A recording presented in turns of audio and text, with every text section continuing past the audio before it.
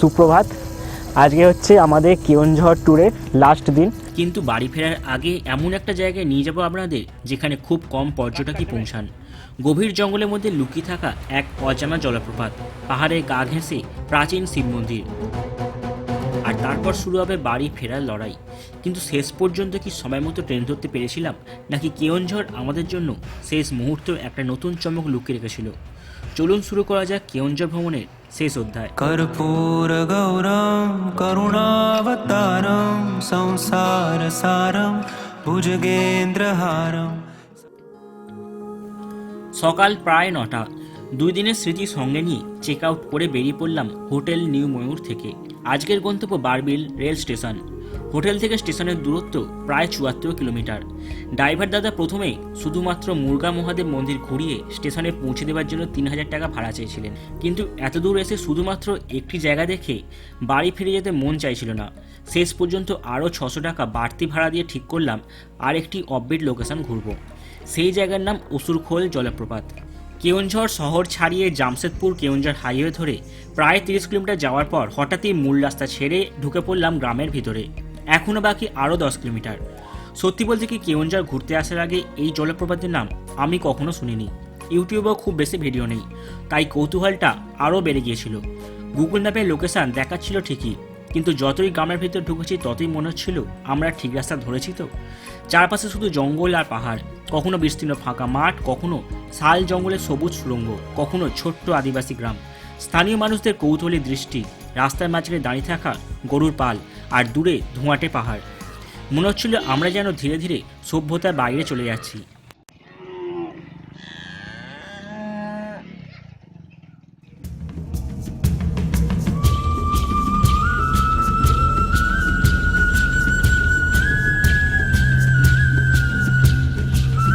প্রায় 25 মিনিট পর পৌঁছে গেলাম পাহাড়ের কাছে। কেওনঝড় শহর থেকে 40 কিলোমিটার দূরে এটা হচ্ছে আসুরখোল ওয়াটারফল। এখানে খুব বেশি ট্যুরিস্ট নেই, আমরাই দেখছি পাচ্ছি একাই রয়েছি, আর কোনো গাড়িও নেই যে কেউ বাইক নিয়ে এসছে বা অন্য কোনোভাবে প্রাইভেট কারে, সেরকম কেউ নেই, শুধুমাত্র আমরাই রয়েছি। আর সামনে জলের আওয়াজ পাচ্ছি। তো এইখানে আমি স্থানীয় বাসিন্দাদের জিজ্ঞাসা করলাম যে এখানে কেউ ট্যুরিস্ট আসে কি না। তা বললো হ্যাঁ আসে, তবে মকর সংক্রান্তিতে। এই যে আমি যে স্পটে আছি, স্পটের সামনে একটা মাঠ আছে, তখন কিন্তু ওই মাঠেতে মেলা বসে, তখনই ভিড়টা বেশি হয়, এমনি সময় কিন্তু খালিই থাকে। তো আপনারা বারবিল থেকে কেওনঝড় বা কেওনঝড় থেকে যখন বারবিল যাওয়া আসা করবেন তখন কিন্তু একবার অন্তত এই জায়গাটা ভিজিট করবেন, আশা করি আপনাদেরও ভালো লাগবে।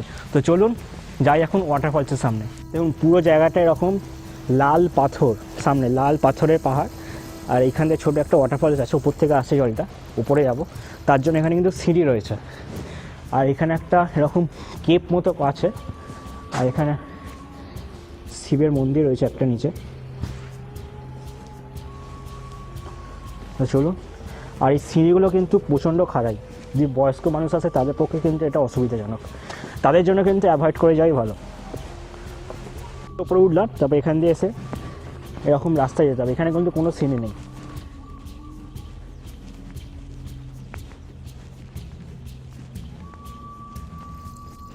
আর এই হচ্ছে পাহাড়ি জঙ্গলের রাস্তা, আর সামনে অনেকে এগিয়ে গেছে, আমরা লাস্টে 3 জন যাচ্ছি।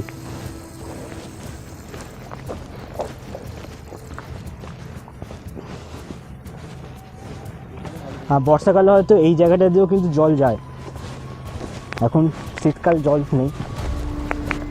বর্ষাকালে এই পথ ধরে হাঁটলে নিশ্চয়ই অন্যরকম অনুভূতি হয়। চারপাশে ঘন সবুজ বন, উঁচু নিচু পাহাড়ি পথ, প্রকৃতির মাঝে এক অন্য জগৎ। দূরে কোথাও পাখির ডাক আর গাছের পাতায় বাতাসের শব্দ। শহরে কোলাহলে থাকতে থাকতে আমরা হয়তো ভুলেই গেছি প্রকৃতির আসল শব্দ কেমন হতে পারে।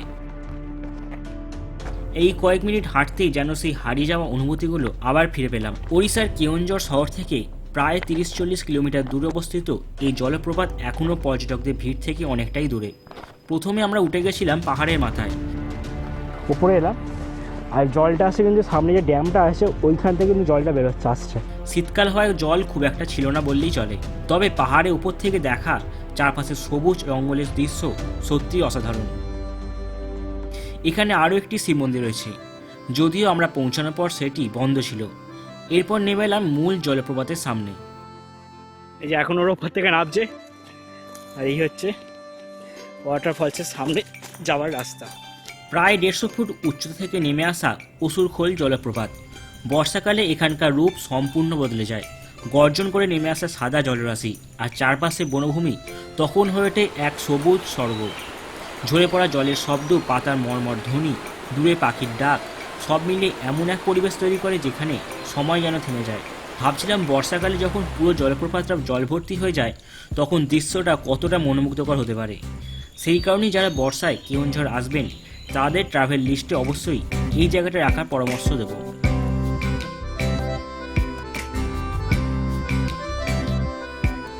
এনারা স্থানীয় বাসিন্দা আসছেন জঙ্গল কাঠ কাটতে। কাঠ কাটতে নেমে আর এই কাঠ কেটেই কিন্তু এনাদের জীবন চলে। অসুরখোল থেকে বেরিয়ে এবার আমাদের শেষ দর্শনীয় স্থান মুরুগ মহাদেব মন্দির। কিন্তু সময় তখন দ্রুত এগিয়ে যাচ্ছে। একদিকে ট্রেন ধরার চিন্তা, অন্যদিকে সামনে দীর্ঘ রাস্তা। অসুরখোল থেকে দূরত্ব প্রায় 44 কিলোমিটার। কিন্তু সামনে অপেক্ষা করছিল অন্য সমস্যা। বিলেইপাড়া পার হওয়ার পর থেকেই শুরু হলো লরি ট্রাকের বিশাল জ্যাম।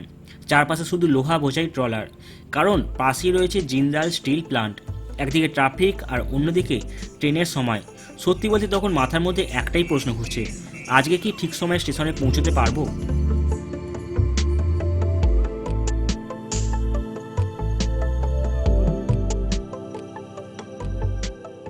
অবশেষে পৌঁছে গেলাম মুরুগা মহাদেব মন্দিরে। ঠাকুরানী পাহাড়ের পাদদেশে অবস্থিত এই প্রাচীন শিব মন্দির কেওনঝড় জেলার অন্যতম জনপ্রিয় তীর্থস্থান। খনি অঞ্চলের মাঝেও মন্দিরের পরিবেশ আশ্চর্য রকমভাবে শান্ত। তো আমি এখন আছি টেম্পল চত্বরে। ভেতরে কিন্তু ছবি অ্যালাউ নেই, আর বাইরে থেকে আমি দেখাচ্ছি। আর পিছনে যে পাহাড়টা দেখতে পাচ্ছেন পুরোটা কিন্তু আয়রন মাইনিং, জিন্দালে আয়রন মাইনিং। আর সামনে রয়েছে একটা নন্দী মহারাজের মূর্তি, এখানে 2 ত্রিশূল। নিচে কিন্তু ওয়াটারফল সাথে মন্দির রয়েছে। তো নিচে যাই। আর এখানে দেখতে পাচ্ছেন অনেক ডালার দোকান রয়েছে, এখান থেকে ডালা কিনে আপনি মহাদেবের পুজো দিতে পারবেন। তো এই সাইডটা হচ্ছে নিচে যে ওয়াটারফলস আছে সেদিকে যাওয়ার, আর এটা হচ্ছে মন্দিরের গেট। गौरम करुणावतारम संसार सारम भुजगेन्द्रहारम सदा वसन्तं हृदयारविन्दे भवं भवानी सहितं नमामि।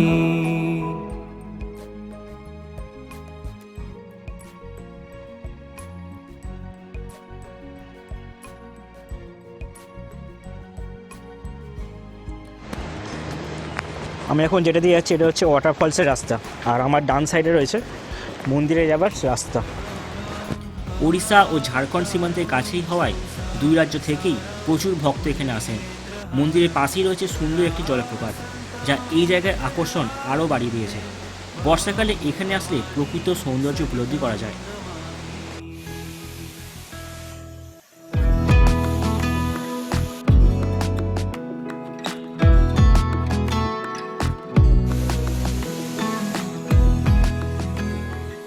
মন্দির চত্বরে ঢুকতেই চারপাশের পরিবেশ যেন মুহূর্তের মধ্যে মনটা শান্ত করে দিল। ভ্রমণের শেষ দিনে এমন একটা জায়গায় এসে দিনটা শেষ করতে পারবো ভাবিনি। পাহাড়, জঙ্গল, ঝর্ণা আর মহাদেবের উপস্থিতি সব কিছু মিলে জায়গাটা একটা আলাদিক আধ্যাত্মিক আবহ রয়েছে। যারা প্রকৃতি এবং ধর্মীয় স্থান দুটোই পছন্দ করেন তাদের কাছে এই জায়গা নিঃসন্দেহে বিশেষ ভালো লাগবে।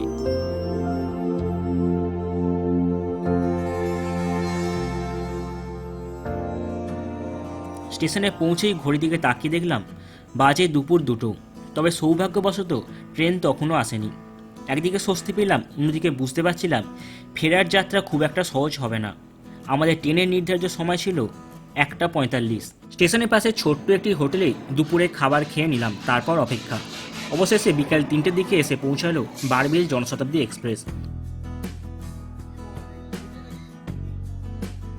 এই ট্রেনের নির্ধারিত সময় অনুযায়ী সাঁতরাগাছি পৌঁছানোর কথা রাত 8:20।